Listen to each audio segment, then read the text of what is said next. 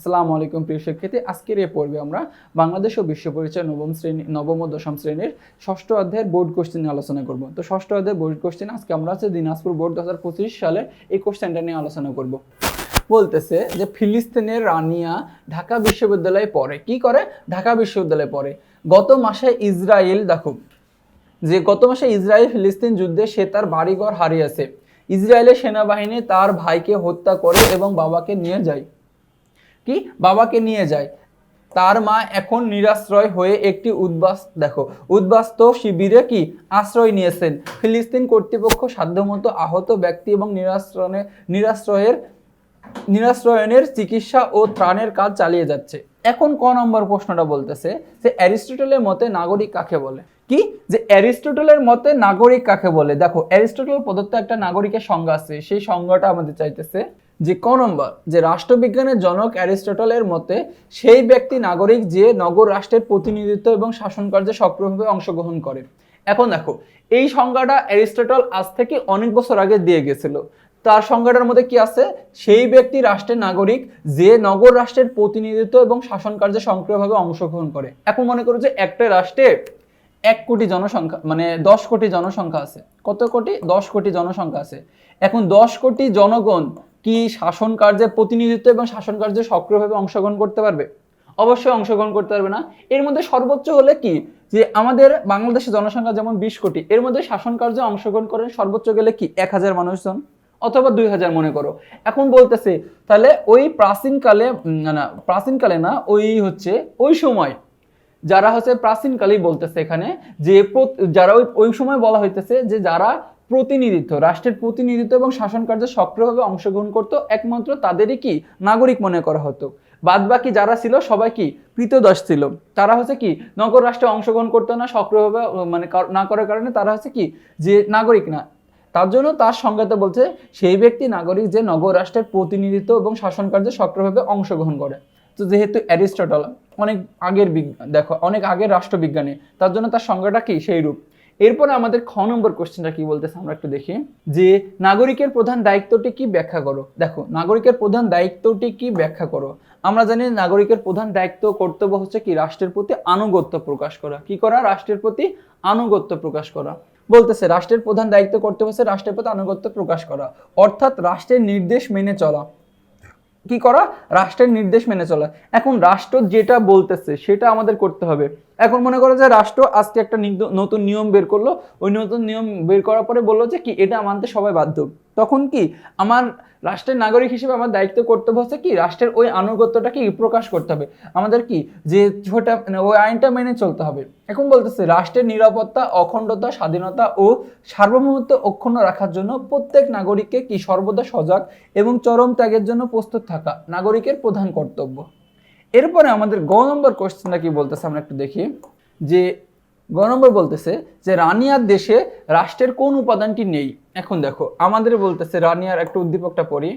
আচ্ছা, এখানে আমরা বুঝতে পারতেছি যে উদ্দীপকে কি বলা হচ্ছিল। দেখো, যে ফিলিস্তিনের রানিয়া ঢাকা বিশ্ববিদ্যালয়ে পড়ে। গত মাসে ইসরায়েল ফিলিস্তিন যুদ্ধে সে তার বাড়িঘর হারিয়েছে। ইসরায়েলের সেনাবাহিনী তার ভাইকে হত্যা করে এবং বাবাকে ধরে নিয়ে যায়। এখন মা বাবা নিরাশ্রয়ে একটি উদ্বাস্ত শিবিরে আশ্রয় নিয়েছেন। ফিলিস্তিন কর্তৃপক্ষ সাধ্যমতো আহত ব্যক্তি নিরাশ্রয়ে চিকিৎসা ত্রাণের কাজ চালিয়েছে। এখন দেখো, যে আমরা জানি যে ফিলিস্তিনের উপর কি ইসরায়েল হত্যাযজ্ঞ চালাইছে। দেখো, তাদের দেশে গিয়ে এগুলো চালাইছে। তার মানে বলতেছি এই দেশের কি কোনো ধরনের সার্বভৌমত্ব নেই। কি নেই? সার্বভৌমত্ব নেই। এখন বলতেছে যে রানিয়ার দেশের রাষ্ট্রের কোন উপাদানটি নেই ব্যাখ্যা করো।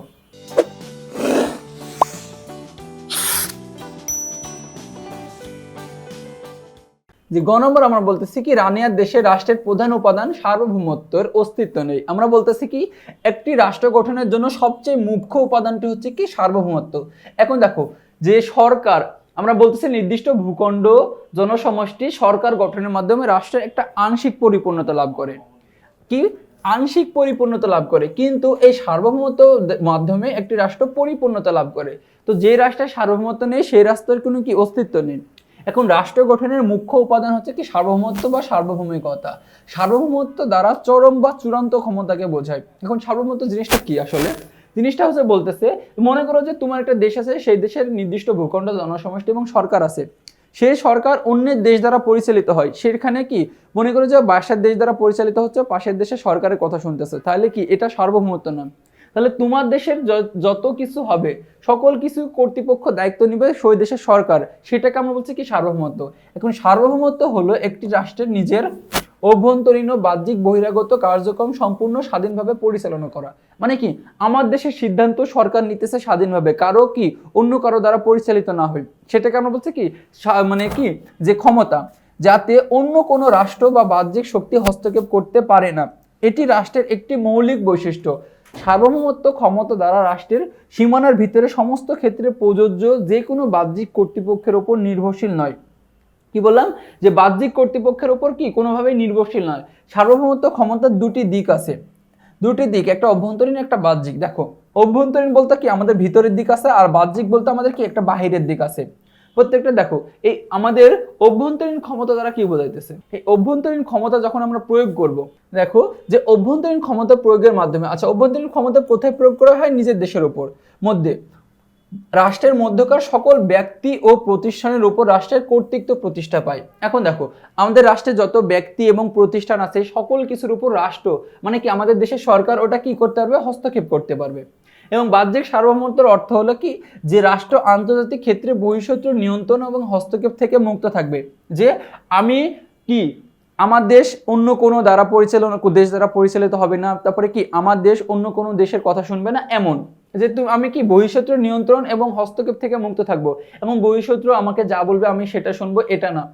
এবং কি বলতেছে যে তাই কেবল জনসমষ্টি নির্দিষ্ট ভূখণ্ড ও সরকার থাকা সত্ত্বেও একটি দেশের সার্বভৌমত্বের ক্ষমতা না থাকলে তা রাষ্ট্র হিসেবে কি বিবেচিত হবে না। এখন আমরা বলতেছি যে উদ্দীপকের রানিয়ার দেশটিতে বাহ্যিক সার্বভৌমত্বের অনুপস্থিতি লক্ষ্য করা যায়। কি বাহ্যিক? দেখো বাহ্যিক বলতে কি বললাম যে বাইরের দেশ থেকে আমি কি বহিঃশত্রুর আক্রমণ থেকে নিজের দেশকে রক্ষা করা।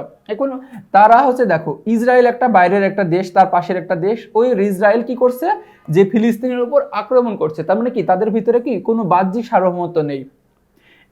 যে ইসরায়েলের সৈন্যরা ফিলিস্তিনের উপর আক্রমণ করে মানুষ হত্যা করে এবং গ্রেপ্তার করে, যা ফিলিস্তিনের চূড়ান্ত ক্ষমতার অনুপস্থিতিকে কি দেখিয়ে দিচ্ছে। কি আমরা বুঝতে পারতেছি যে সেখানে কি যে অনুপস্থিতি মানে কি বাহ্যিক সার্বভৌমত্বের অনুপস্থিতি আমরা দেখতে পাচ্ছি। যে তাই বলতে হয় যে রানিয়ার দেশে সার্বভৌমত্বের উপস্থিতি নেই। কি নেই? রানিয়ার দেশে দেখো যে সার্বভৌমত্বের কি উপস্থিতি নেই। এরপর আমাদের ঘ নম্বর কোশ্চেনটা কি বলতেছে আমরা একটু দেখি। যে ঘ নম্বর কোশ্চেনটা কি বলতেছে আমরা দেখো এবার, যে রাষ্ট্র হিসেবে রানিয়ার দেশে উল্লিখিত কাজকে তুমি কি সার্বিক হিসেবে মনে করো? তোমার উত্তরের সাপেক্ষে যুক্তি দাও যে তুমি কি সার্বিক কাজ হিসেবে মনে করো কি না, তোমার সাপেক্ষে যুক্তি দিতে বলতেছে রাষ্ট্র গঠনে, রাষ্ট্র হিসেবে। এখন আমরা একটু দেখি ঘ নম্বর কোশ্চেনটা। ঘ নম্বর দেখো বলতেছে রাষ্ট্র হিসেবে রানিয়ার দেশের উল্লেখিত কাজকে আমি সার্বিক কাজ হিসেবে মনে করি না। কি বলতেছে যে সার্বিক কাজ হিসেবে আমি মনে করি না, রাষ্ট্র হিসেবে ফিলিস্তিনকে কিছু মুখ্য বা ঐচ্ছিক কার্যাবলী সম্পাদন করতে হবে।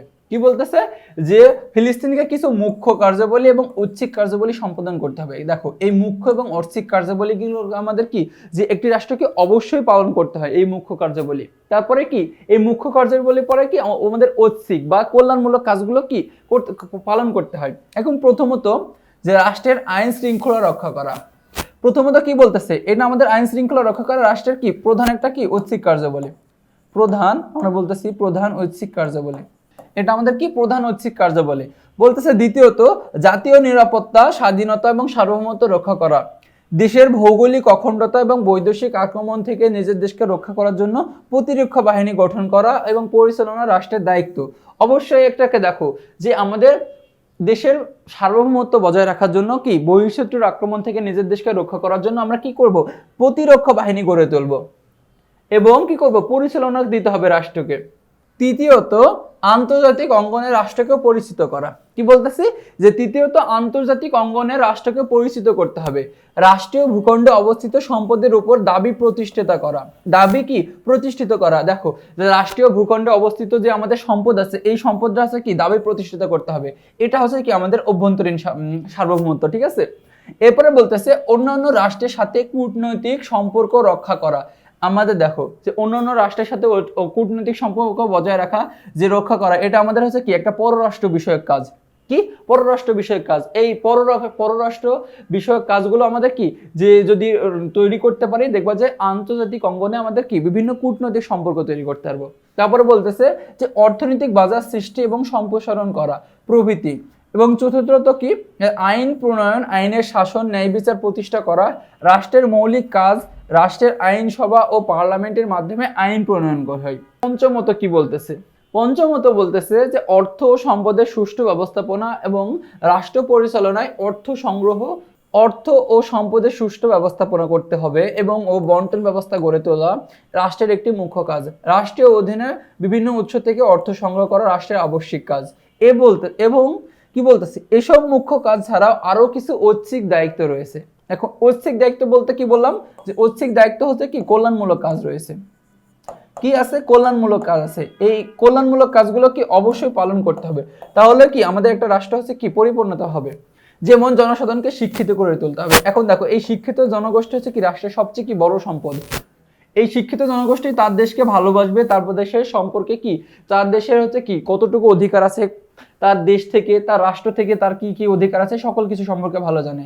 শিল্প ও বাণিজ্যের উন্নয়ন করতে হবে ও প্রসার করতে হবে। এখন দেখো যে দেশে শিল্প ও বাণিজ্যের উন্নয়ন ও প্রসার হবে, দেখবা যে সেখানে কোনো ধরনের বেকারত্ব থাকবে না। আর বেকারত্ব না থাকলে দেখবা যে কি সেই দেশটা হচ্ছে কি ভালোভাবে গড়ে উঠবে এবং এগিয়ে যাবে। এরপরে হচ্ছে কি জনগণের মধ্যে ঐক্য সম্প্রীতি বজায় রাখতে হবে। এখন দেখো জনগণের মধ্যে যদি ঐক্য সম্প্রীতি বজায় রাখে তাহলে কি জনগণ ভালোভাবে আইন মেনে চলতে পারবে। এখন ঐক্য সম্প্রীতি বজায় না থাকলে দেখবো যে কি একজন আরেকজনের সাথে কি মারামারি করতেছে, বিভিন্ন ধরনের সমস্যা সৃষ্টি হচ্ছে। তার জন্য কি এই ঐক্য ও সম্প্রীতি বজায় রাখতে হবে এবং রাষ্ট্রীয় ঐতিহ্য তুলে ধরা। কি রাষ্ট্রীয় ঐতিহ্য তুলে ধরা। এখন দেখো আমাদের রাষ্ট্রে যা আছে, আমাদের প্রত্যেকটা রাষ্ট্রে আলাদা আলাদা কি একটা ঐতিহ্য আছে, ওই ঐতিহ্যটা কি তুলে ধরতে হবে। জনগণের স্বাধীনতা এবং অধিকার রক্ষা করা রাষ্ট্রের কি কর্মী বাহিনীকে কি পরিচালনা করা। জনগণের স্বাধীনতা এবং অধিকার রক্ষা করা এবং রাষ্ট্রের কর্মী বাহিনীকে কি পরিচালনা করতে হবে এবং নিয়ন্ত্রণে রাখতে হবে। তারপরে বলতেছে রাষ্ট্রের বিবিধ উন্নয়নমূলক ও জনহিতকর কাজ সুতরাং সম্পাদন করা প্রভৃতি। তারপরে আমরা বলতেছি কি দেখো যে সুতরাং দেখা যাচ্ছে রানিয়ার দেশের উল্লেখিত কাজই সার্বিক কাজ নয়। যে কি সুতরাং দেখা যাচ্ছে কি রানিয়ার দেশে উল্লেখিত কাজই হচ্ছে কি সার্বিক কাজ নয়, রাষ্ট্রের আরো অনেক দায়িত্ব রয়েছে। কি দেখো রাষ্ট্রের আরো অনেক দায়িত্ব ও কর্তব্য রয়েছে। আমরা বলতেছি এই যে এই দায়িত্ব কর্তব্য যদি পালন করতো তাহলে কি রাষ্ট্রের আমরা হচ্ছে এই কাজগুলো হতো। তো দেখো এরই মাধ্যমে আমরা কি এই বোর্ড কোশ্চেন সলভ করে ফেললাম। তো পরবর্তীতে তোমাদের সাথে কি আবার দেখা হবে, ততক্ষণ পর্যন্ত তোমরা সুস্থ থেকো, ভালো থেকো। আসসালামু আলাইকুম।